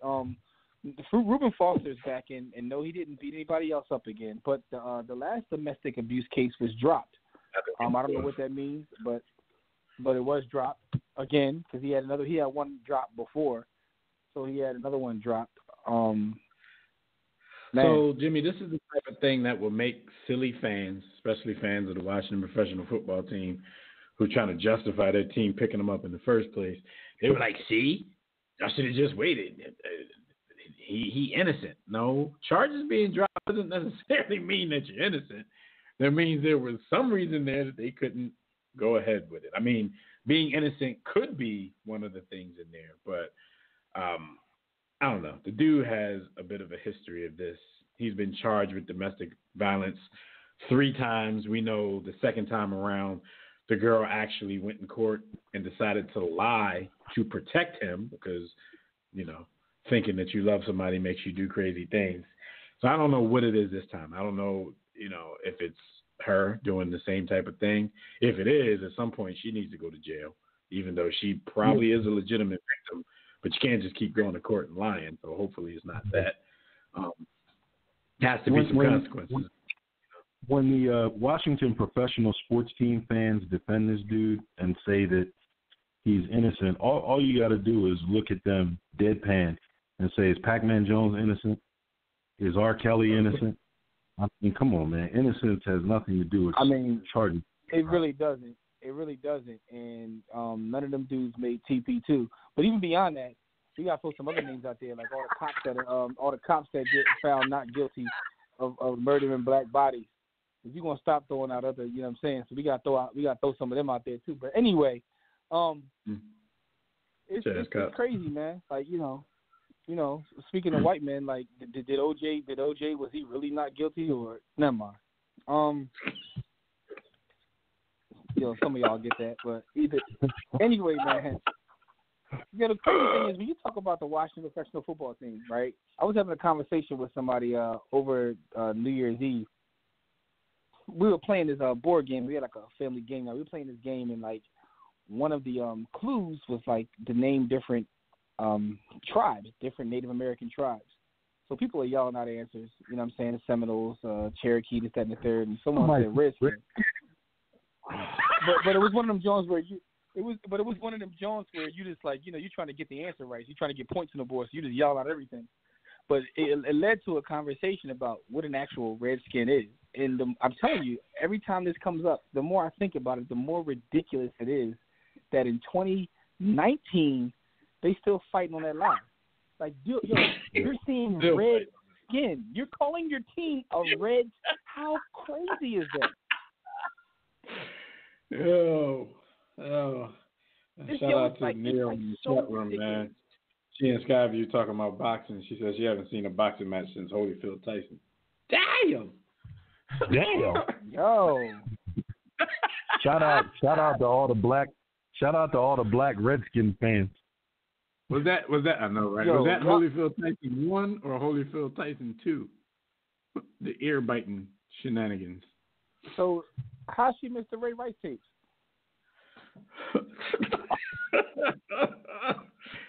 But yeah, man. But on another note, though, man, like, I just gotta bring that up, man. Like, it's 2019, man. Washington gotta change their team name, dog. Like, come on, man. We can't keep fighting on this lie, dog. It's 2019. I think it's time. And you black. I give them props, Jimmy, of being one of the most loyal fan bases in all of sports, not just football. I think it's time for them, and it looks like some of them. It looks like they have started to, but I think it's time for them to rebel against their team owner. I don't think their rebellion will ever have anything to do with the team name, though, because that's what they've been rooting for since birth. Most of those guys, black, white, other, even Native Americans don't care about the team name because the team is more important to them and all of that. But the fact that Daniel Snyder for the last 19 years has been trying to package up Dookie and, put it in the gourmet food section and sell this to this fan base is disgusting. Literally. And as a rival fan, you're like, it's funny because they're delusional year after year. Year after year, they're talking trash about this product, defending this product, really thinking this product is going to go to the Super Bowl or something like that. And you laugh at that part, but then, you have the objective sports analyst in you and the fact that I'm a resident of the DMV area where you feel sorry for such a loyal fan base who've been getting the shaft from this owner for so many years. But you're starting to look at the season ticket list now, which they used to brag about. The fact that half the stadium is empty by the other team's fans.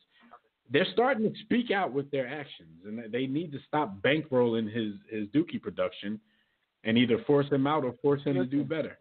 So the fact that they've started they to still do should be something fair because because you're talking about the production in terms of and also the quality of the product.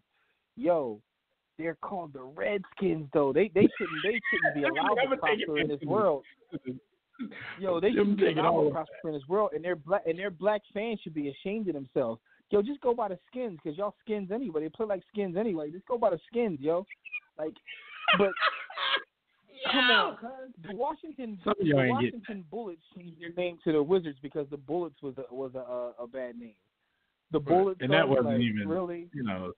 That's not even like ethically insensitive. That's just like, all right, we don't want anything violent in our name. Like, that was soft to me. Yo, but it's cool. They did it. Yo, the Native Americans that were the most disrespected people ever, yo. Like, all their land is taken. You know what I'm saying? You just disrespect. And then y'all become mascots. Yo. Come and on, then cuz. on some of these teams, like the Washington team, you become their mascot and can't even be called by an honorable name.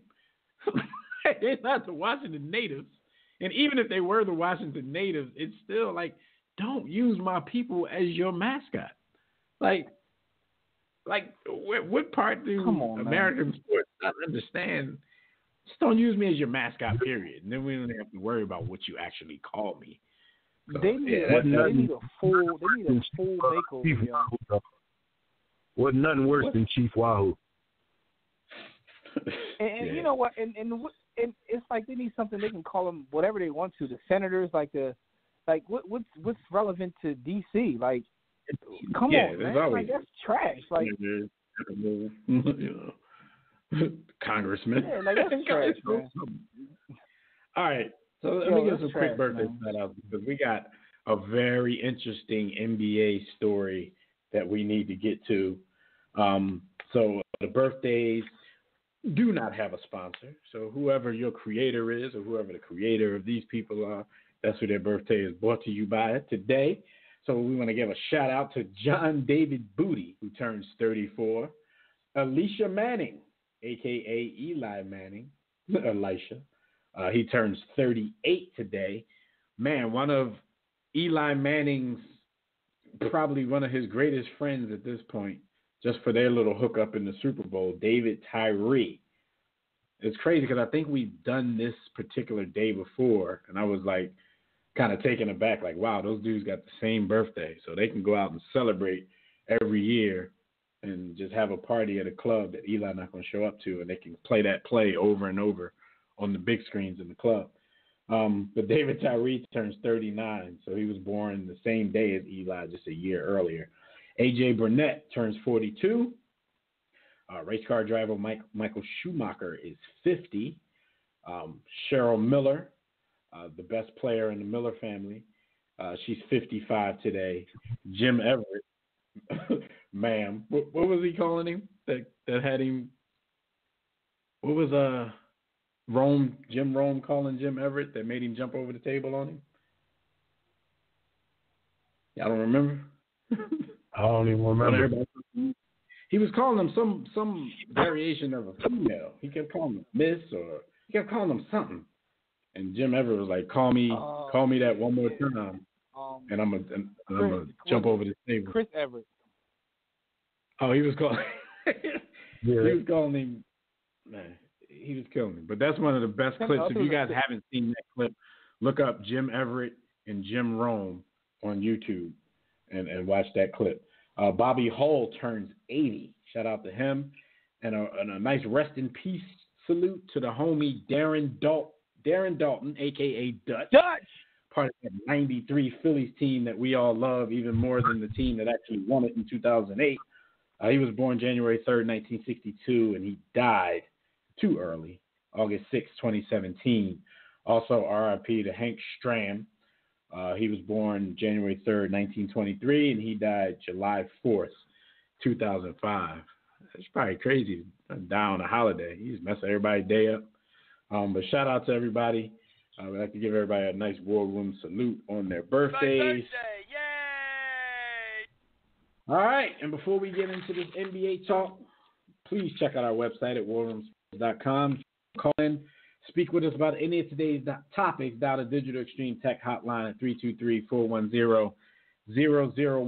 Press 1 when prompted. If you're already listening from your phone, just press 1 if you want to talk.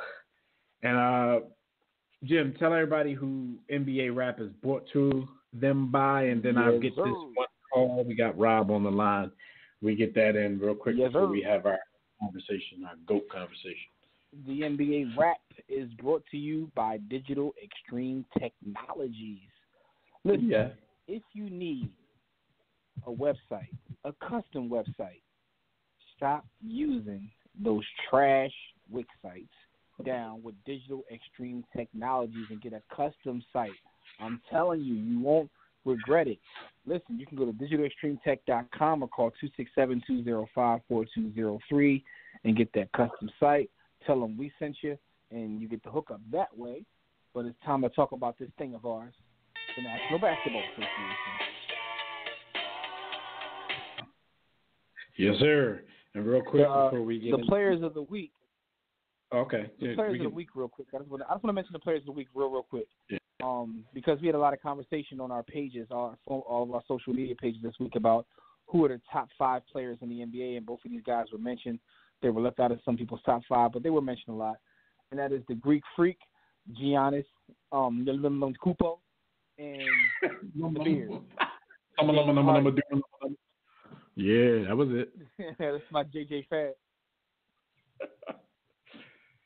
And Jimmy's boy, James 5-step, flop step Harden. Let me see if I got their numbers for the week.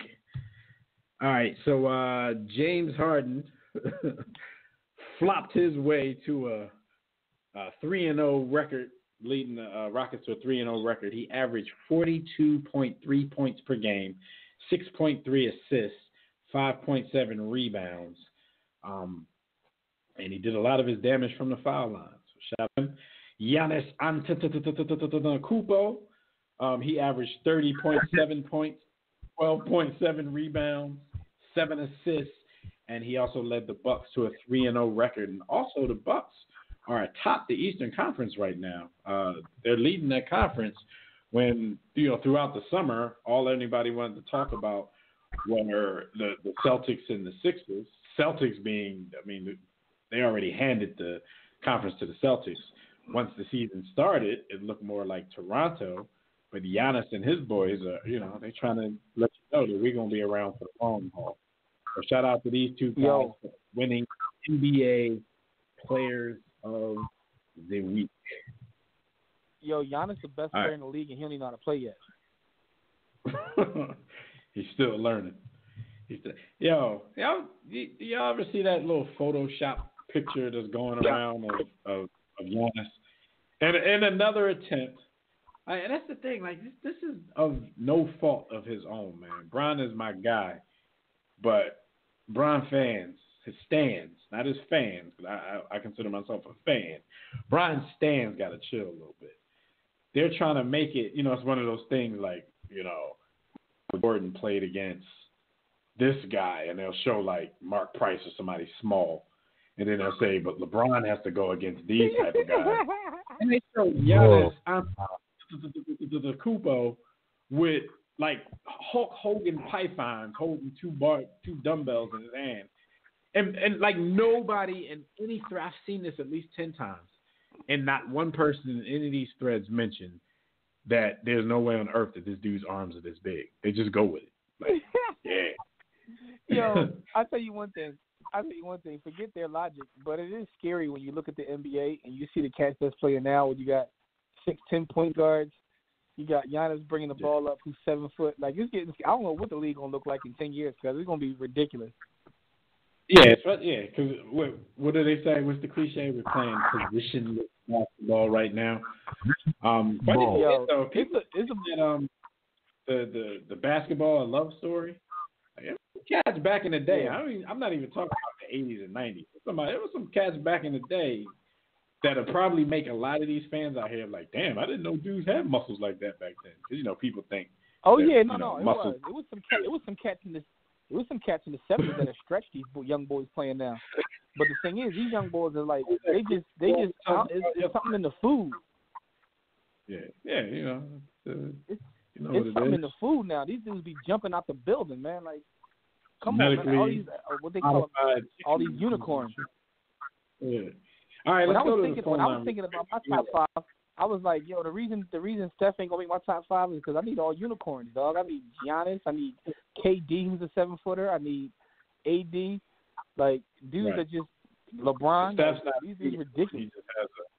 He has a unicornish type skill, but he's not a unicorn himself. Yeah, I need the all unicorns. I need the all unicorn squad. Yeah, no doubt.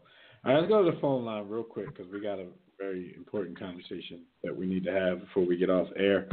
So we got Rob calling in from Cali. Rob, what's going on, good bro? You're in the war room. Can you hear you? Don't waste your time. AKA. What's up, man? It's your boy Rob, AKA. Yo, the rhythm, the rubber, while pause, knowing my lover. What's good, man? How y'all feeling today, man? What's good? Pretty good. How you? Happy New Year, good brother. Happy New Year. Yeah, amen. Wait. Repeat that. Who said blessed and highly favorite? Who the what?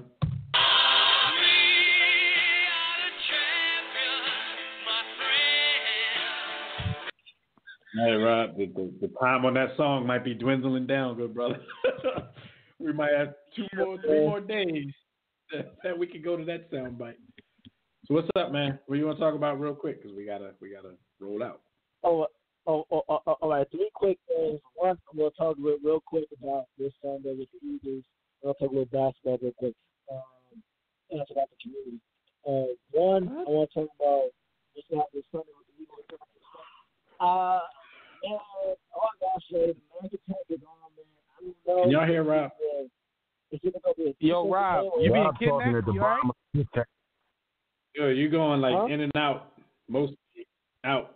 Paul. Y'all hear me? We can hear you say, "Can you hear now me?" We can, you got to keep that same. It sound like you trying to chirp your call through a Nextel and to keep like, you know what I mean? I'm using a trap phone, but yeah, man. Yo, the government said that. Yo, Obama phone ain't working because the government shut down, cuz? Spiel. Yo, all I gotta say is, ladies, never trust a man with 2 phones. Anyways, man, yo. Whoa. Be careful, man. Again, man. I got that one, man. But with the Eagles, all I gotta say is real quick, it's either they're gonna get blown out or it's gonna be a defensive game. I don't know. Khalil Mack changes the whole team. I mean, people like Raider fans are like, "Oh, you got." Mack? Huh? Khalil Mack. My fault. Khalil Mack. Like, Khalil Mack. As terribly as they all season, the Saints game is the only game where they actually got embarrassed. They actually lost a lot of close ones that they were pulling out last year, they were back to blowing those games. But go ahead, finish. Yeah. So it's either this game's either gonna be a defensive game or we're gonna get blown. The Eagles are gonna get blown out. I don't know what's gonna happen. I trust in the power. I trust in the coaching staff. Our defense has gotten better. I really don't like the scheme of playing back. However, that we got the right cornerbacks and that should have been starting in the first place. Rasul Douglas, I don't believe in Jalen Mills. Ronald Darby is a what do you call it? Jim Schwartz guy. So he's gonna be in there. But Rasul Douglas is playing good, and so we'll see. We'll see what happens. Also, and the GOAT discussion with LeBron. I mean, if he wins 2 more, he can get in that discussion because I don't want to hear anything else, man. I mean, I don't think it depends. I don't think he has to win more championships to be in the discussion. I think he's fully entrenched in the discussion. I mean, it's a subjective thing anyway, though. If you don't think he's the GOAT, then you don't think he's the GOAT. If you think he is, then he is. But I don't think he has to win 2 more championships to be in that particular discussion. Like, body of work has to stand for something, too. And, championships are part of your body of work, but you can't forget that it's a team sport. Nobody won championships by themselves. I mean, it's great that because we can talk about. But nobody had to super team them too, Dev. Nobody had to super team them too, Dev. I mean, we can't. But hey, Celtics had the ultimate Rob. 18 league. They had all who didn't have a super team? Who didn't have a super team? Larry had a super team. Doc wait. That was before free agency. Come on, dude. Do we really want to go there? Do we really want to go there? Rob, you said super team. You didn't talk about how it was created, so you're mad because the players created it rather than ownership creating it. So you're okay with the white man telling the black man where to play, but when the black man does it his own, that's what you got a problem with? No. That's double talking. Stop that East Coast double talking. No, I'm not saying that. What I'm saying is this. I'm talking about purely on championships. Now, B. Austin did call me out. What you're saying is, if Massa tells us to go play here and we win championships with a super team, it's okay. But if we say, hey, that's what you got problem with. No. What I'm saying is, if you look at the greats like Michael Jordan and Magic Johnson, Larry Bird, what they all said the same thing. Where they said, I would like to play with the Michael Jordan, with the Magic, with the Magic, but they all say I'd rather have with that competitive edge, play against them than with them. I mean, for crying out loud, Rob, every dude you name. Every dude you named already had 3 or 4 Hall of Famers on their team. And all of them had Hall of Fame coaches. I know it's true. So what you're saying is, you're okay. Overextended overexpanded at that time. So you were able to have that kind of team. Now with expansion, like once you do, whether they put the team together or the players put it together themselves, like it's so many teams in the league now that you're always going to leave some teams to just be straight up bones. But we're not getting into this conversation. That's a good point. That's a good point. Rob, listen, you're entitled to your opinion. The only point I was trying to prove was there's context to everything, and you can make the argument a lot of different ways. That's all I'm saying. How you feel is how you feel. Yeah. Like I'm not. Because I understand what Michael Jordan says. Because once you get in the grades, they're always gonna. Once you're great and you retire, they're always gonna be a fans of each other. Like some people will say, Kareem Abdul-Jabbar is one of the greatest period of all time. Kareem Abdul-Jabbar said, "No, I'm not the great." I would say Will Chamberlain is, because when I came in the league, they had more teams, then they had less teams. There was more competition. Some people will argue, like my pops will argue that. Let me ask you a question. Because we gotta we got to move on, but let me ask you a quick question. Do you think when the camera's off, if Michael Jordan had to tell someone that he was the GOAT, what would he say if the camera wasn't on him? Let's be honest here in my Tobias voice. Man, to me, in order for you to be that good, you have to feel like you're the best. Magic has to feel like he's the best. Larry has to feel like he's the best. Dr. J had to feel like he was the best. Mike has to feel like he's the best. LeBron just said it. But at the end of the day, if you feel like Mike wouldn't say that when the camera's off, you're delusional. No. I agree that. No, I agree. His whole fame speaks for itself, and I have no problem with LeBron saying with LeBron, because I was talking about in the context of the Lakers of him winning championships. Now, as his body work right now, yes, he can put in that GOAT conversation.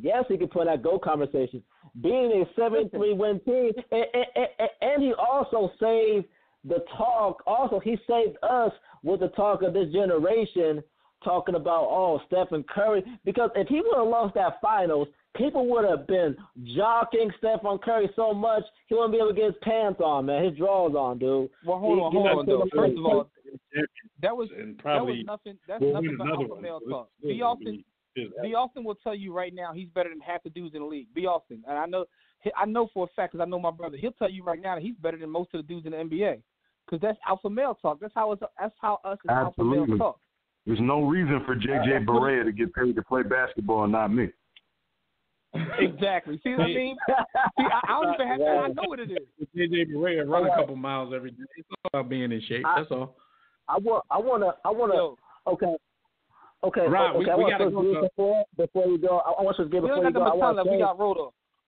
I want to say one last thing. You know, there's a. Hurry up. We have the most black folk we had in the Congressional Congress.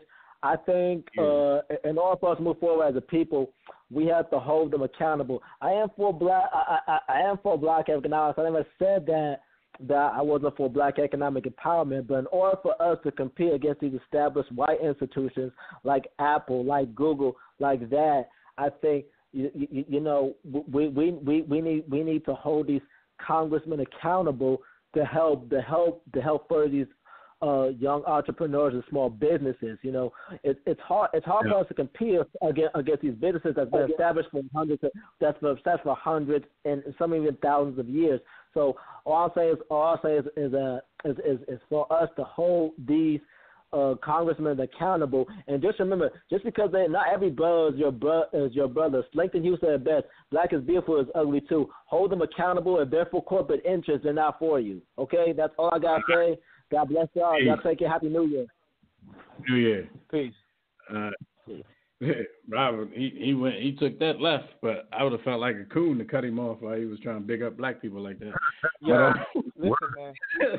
We got about 10 minutes left, man. Let's just get to the topic we want to talk about, man. And Rob brought it up. Rob kind of like segued us into that, which is LeBron James on his show saying that when he came back and beat that Warriors team, which was considered the greatest team ever, that's what makes him the GOAT. And it's funny when he said it, because I was like, all right, he's going to slide that in there, pause.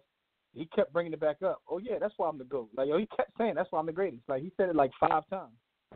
Like, I think when I went for Cleveland, I'm the greatest. For me, it's not one of those things like, oh, man, that's the most egregious thing you'll ever hear. I mean, I think when you're on that level, I think there is a bit of, and it's not on some PC type stuff, but it's a little bit of humility you have to have. Not only because, you know, just showing respect to the other dudes, especially the dudes that came before you. And I'm not specifically talking about Michael Jordan or anybody like that, but it's just so many greats in the game that kind of sacrificed it all, maybe unknowingly, but so that these guys could have the type of career that they have. Can you hear me? I hear you. Well, go ahead, Jim. Go ahead. No, I just all think I'm saying is you kind of have some humility just because of that. Man, humility doesn't work in Trump's America, man. We in Trump's America. You gotta be braggadocio.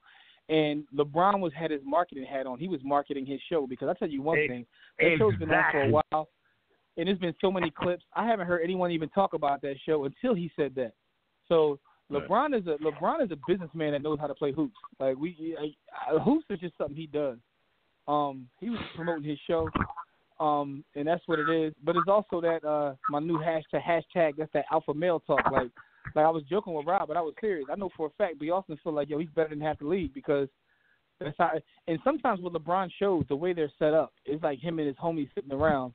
And I know that it happens sometimes when we sit around on camera. Like, you forget that we're performing or doing a show, and you just start having conversations like you're talking to your brothers. And sometimes you say stuff that you probably wouldn't say if you didn't have that level of comfort. Right. Yeah, I feel that, and I definitely think that it was.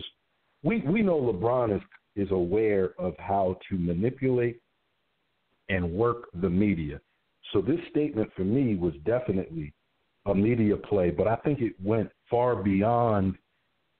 The implications are far-reaching. It's beyond just marketing that show. I think this is his brand. I think he's starting to feel a level of pressure because 3 or 4 seasons ago, I think he thought he really had a chance to legitimately pass Michael Jordan in the GOAT discussion based on championships, based on the criteria that everybody throws out there for Mike. And I think he now realizes that ain't going to happen.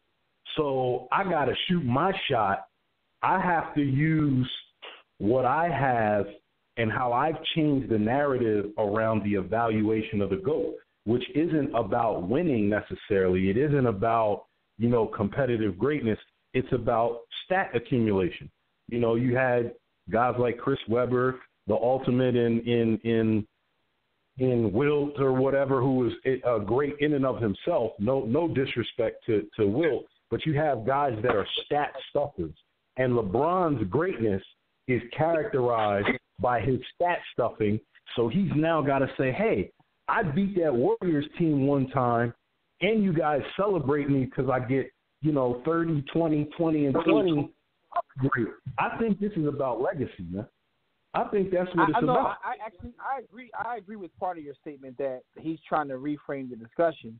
That's why, even with some of his off the court, LeBron is he's a smart guy. So he knows when the camera's on him. He knows what to say. If you look at every one of his shows, whether it's the shop or this More Than an Athlete, he always has these things that that are they're basically like Twitter hashtag and IG posts, stuff that that can go viral. He has these viral things that he can say or do in terms of the NFL owners, but that was 2 weeks ago that kept that show in the news, the NFL owners, or this one GOAT thing. It's sort of like when you listen to when Fab raps now. Fab, he makes sure he gives you a punchline that's good for a Twitter quote. It's like these dudes recognize the power of media and social media, and that's what they're doing. But I do think that part of what you're saying is true in terms of reframing a discussion. I don't necessarily think it's about statistics, because he was talking about a moment and the fact that he was able to bring a championship to Cleveland. But part of what he said is what we said anyway. Jimmy, LeBron isn't celebrated for signature moments as much as, say, a Mike or a Magic or a Larry Bird. So he points to that signature moment, and that then lets the conversation cascade down from there and let his Stanleys handle it from pointing out that moment. Think about the signature moments. Rich Paul looked like he shook his head like, oh, he didn't just say that. Like Rich Paul, he looked like he had a problem with it. Like my thing, like I said, it's not that big of a deal because I've watched basketball players over the years. Iverson, LeBron, Kobe, Mike. And I've watched all of them dudes at some point go on and acknowledge that they were the best player in the league, or the best player on the planet, as you Americans call it. But I've never heard anybody say anything like that. And I think I would have had less issue with it had he not made it about that moment. Because making it about that moment, that was actually a team moment. You know what I'm saying? You didn't. And Kyrie had to get shot. But you didn't. I mean, you were the catalyst. You were the main reason that y'all beat the Warriors. But you didn't beat the Warriors. So I'm like, kind of like what y'all just said, if you didn't make it about a moment and just made it about your just the accumulation of everything in his career, of course he sits at that table. But, you just made it about a moment, which you kind of took away the moment from the team. One more thing, guys, for me, and I want y'all to mull on this. because this is something I think we ignore. We actually allowed this Cleveland narrative to shape, the way we feel. And we're even guilty of that because we say it all the time. Winning one in Cleveland is like winning like 3 or 4. Think about this when you compare him and Michael Jordan. Chicago was just as big of a joke as a franchise as Cleveland was. And he didn't just win one. He made a dynasty out of it, out of a terrible franchise. So the way we're giving Cleveland this prop, like Chicago was historically bad. They were Cleveland. And they didn't just go and win one. They won 6. So it's like we kind of but you know what it is? To a place where we shouldn't. But in comparison, part of that has nothing to do with basketball though. It's like the Browns actually get thrown into that too. Like Cleveland has been such a loser city that they have a documentary about it. Like, so he gets that. So basically, by the fact that the Browns stink and the Indians stink, it like helps him because he brought a championship to that dreadful city. But but Jim, to me, it's like what about Chicago though? The Cubs just broke a curse that was like 80 years old. This is absolutely true. But they got the 85 Bears. They won, but that was the last champion. Well, you count hockey. Yeah, but that's my point. The 85 Bears to this day, to this day are revered as being one of the greatest teams of all time. So they held on to that. It's overrated. So, but here's my point though. To me, like I saw people online and the media go crazy about it. To me, the GOAT thing doesn't exist. So I didn't take it that. I laughed at it because I couldn't believe he said it. But at the same time, I thought it was funny. I was like, this is also brilliant marketing because, like, I saw people talk about now I gotta go watch the show and see it in full context. No one cared about that show until then. It's on like ESPN Plus, whatever that is. I don't know what that is, but I haven't even got to watch it. I'll be asking Jimmy like they put it on YouTube yet. Yo, I know if it ain't on YouTube, to me it don't exist. But it's like the fact of the matter is, my man LeBron got about 15 shows on TV right now. He don't even care. Like people think I'm joking, man. LeBron is an executive that plays basketball, man. Right. I mean, but that's what you do. He's gathered up enough Stanleys in this world where he doesn't have to care anymore. People gonna argue for me whether I score another bucket or not. You know what I'm saying? So, like I don't go get my paper, and Yo, there are full-time TV producers, right? And I'm talking about legendary TV producers who don't have as many shows greenlit as LeBron does right now. LeBron is a full-time job. Shout out to Chuck Lorre. How real is that? Wow. Yo, how real is that? That's huge. That is huge, Paul. Anyway, man. I mean, that's why he's in Los Angeles. Like Lakers fans kind of overexcited about the prospects of him being there, and LeBron is just going to ball until he can't anymore, but he doesn't give a damn if he doesn't bring a championship to L.A.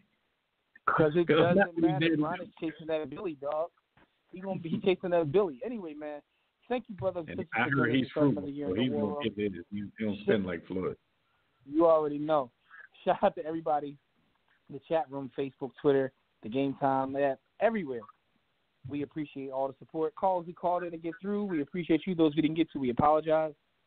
Blame Rob. Special thanks to Gus Griffin for joining us to give us his picks. Tune in next week live right here on demand as we recap NFL Wildcard Weekend and preview the divisional round.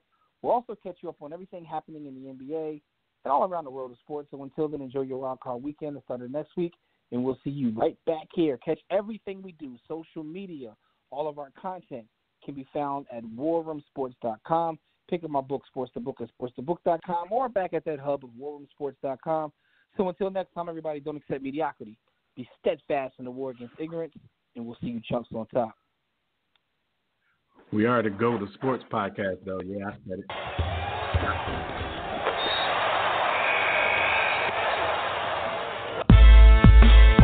6 to 8. Yeah. War Room Sports. Y'all ready? Let's go. Stay in tune to Jimmy. Know the blueprint. Yo. Every Thursday, 6 to 8, they do this. Shout out to Dev, PJ, B. Austin, Doc Bay on reach. double F. If knocked out, 323-140012. They be going and you sensitive, then oh well. Physical podcast, let's talk sports. Showtime like magic and the block push. Listen live, push one to join in. Rip your team or listen for your enjoyment. Hip hop dollars, pit stop and knowledge. Should be in sports credits, I ain't talking college. 5 guys, no beef though. Corporate secret, but the streets know. Belafonte, I got a G flow. KC, royalty, I'm in beast mode. 2 hours, get your game up. Who's the best in sportscast? You better name us. War Room Sports. Yeah, you know, Jimmy, Dev, PJ, Jack Bay, Lee Austin. I'm Jack. Up and coming on the beat.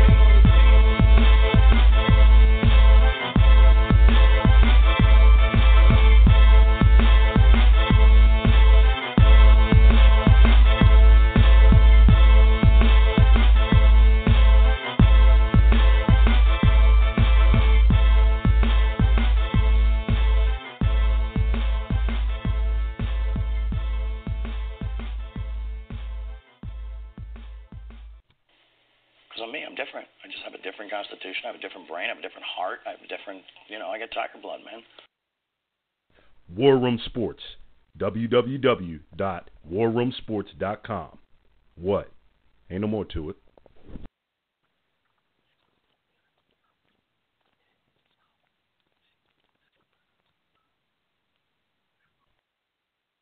The world will change.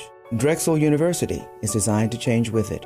Drexel's unique design combines academic rigor with a transformative cooperative education program, positioning students and faculty alongside the experts tackling today's most complex issues. By constantly learning and evolving as the world moves forward, Drexel produces visionary leaders equipped to anticipate and address the challenges of the future. This is experiential education. Learn more at drexel.edu/ambition can't wait.